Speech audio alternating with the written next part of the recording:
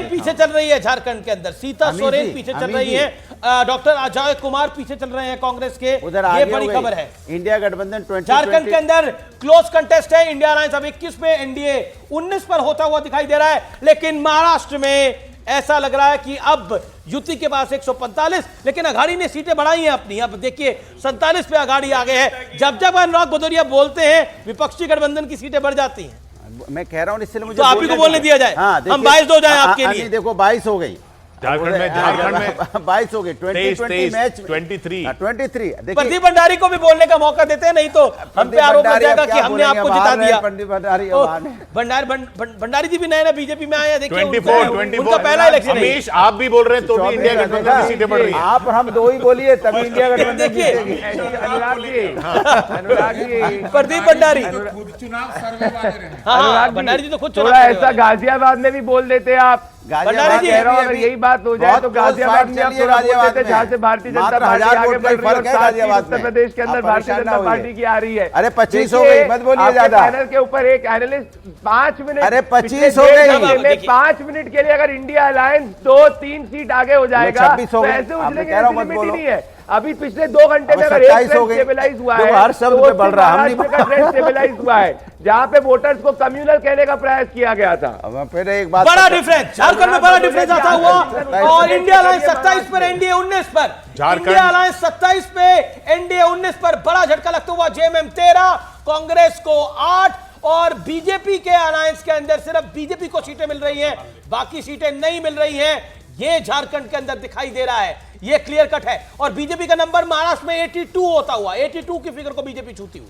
जी हाँ, 200 से ज्यादा सीटों के अब रुझान आ गए हैं, सिर्फ 87 सीटों के रुझान आने बाकी हैं और 148 पर महायुति बनी हुई। और उनके बेटे का हाल पता करना चाहिए, बहुत कुछ समझ में आएगा कि आदिवासी सीटों पर क्या स्थिति बन रही है, क्योंकि झारखंड तो वही डिसाइड सोरेन तो आगे अपनी सीट के ऊपर, चंपाई सोरेन आगे चल रहे हैं, आगे चल रहे हैं।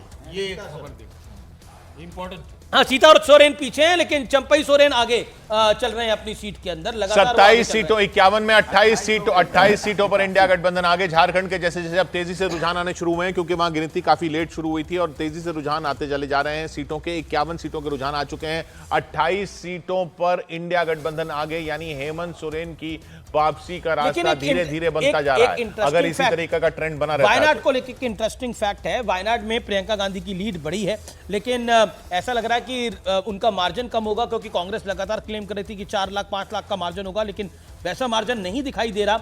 लेकिन जिस राउंड तक अभी तक काउंटिंग कंप्लीट हुई है, उतने राउंड में राहुल की लीड बहुत बड़ी थी, उतनी बड़ी लीड प्रियंका की नहीं दिखाई दे रही। लेकिन आगे छगन भुजबल, अजीत दादा पवार के गुट के बड़े नेता हैं, वो पीछे चल रहे हैं। वारिस पठान पीछे चल रहे हैं, कम वोटों से ही पीछे चल रहे हैं। इस समय क्लोज कंटेस्ट है उनकी सीट के ऊपर, लेकिन 150 महायुति 150 होती हुई 150 का आंकड़ा छूती हुई।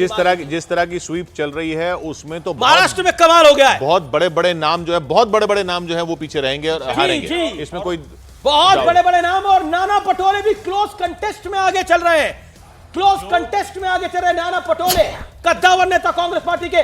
बहुत बड़ा मैंडेट, अगर ऐसा मैंडेट आ रहा है तो महाराष्ट्र में बहुत बड़ा मैंडेट मोदी की अगुवाई में, अमित शाह की रणनीति में और देवेंद्र फडणवीस के ग्राउंड पर होने से एक बड़ा फर्क पड़ा है। पंकज हमें बुला रहे हैं। जी पंकज। किशोर, देखिए 2 बड़ी खबरें मेरे पास है। एक तो पृथ्वीराज चव्हाण पूर्व मुख्यमंत्री महाराष्ट्र में अपनी सीट कराड़ साउथ से पीछे चल रहे हैं, ये बड़ा अपडेट। इंटरेस्टिंग पीछे चल रहे हैं जी, बिल्कुल। दूसरी बड़ी खबर यह है कि अगर मैं झारखंड की बात करूं तो 5 सीट पर प्रत्याशी उतारे थे आरजेडी ने, 1 सीट पर कोडरमा, वहां लालू प्रसाद यादव ने भी कन्वेंसिंग की थी, तो 5 में से 4 सीट पर आगे चल रहे हैं आरजेडी के कैंडिडेट। जरा नीलेश बताइए अपडेट। जी, एक कोडरमा सीट है जहां पर आए थे लालू यादव, सुभाष यादव वहां से आगे चल रहे हैं, आरजेडी के कैंडिडेट हैं। चतरा से आगे चल रहे हैं आरजेडी, एक गोड्डा सीट है वहां से भी आगे चल रहे हैं।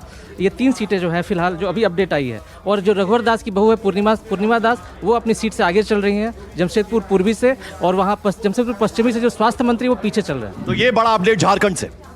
या तो आरजेडी अपनी सीटों पर आगे चल रही है, झारखंड में आरजेडी को जो सीटें मिली थी आगे चल रही है। इंडिया गठबंधन में 29 सीटों पर, झारखंड में आगे 55 सीटों में झारखंड में फाइट बहुत क्लोज चल रही है, लेकिन इंडिया गठबंधन आगे। हेमंत सोरेन के अगुवाई में इंडिया गठबंधन ने वहां पर चुनाव लड़ा और अब देखिए झारखंड के अंदर भी बीजेपी जो है वो 20 सीटों पर है और बाकी अलायंस की जो है वो हालत खराब है। और उनकी सीटें बहुत ज्यादा थी। जी जी जी, बहुत बिल्कुल बहुत ज्यादा सीटें बहुत लड़ी थी। लेकिन आप महाराष्ट्र में अगर आप देखेंगे तो शिंदे सेना का बहुत अच्छा प्रदर्शन है।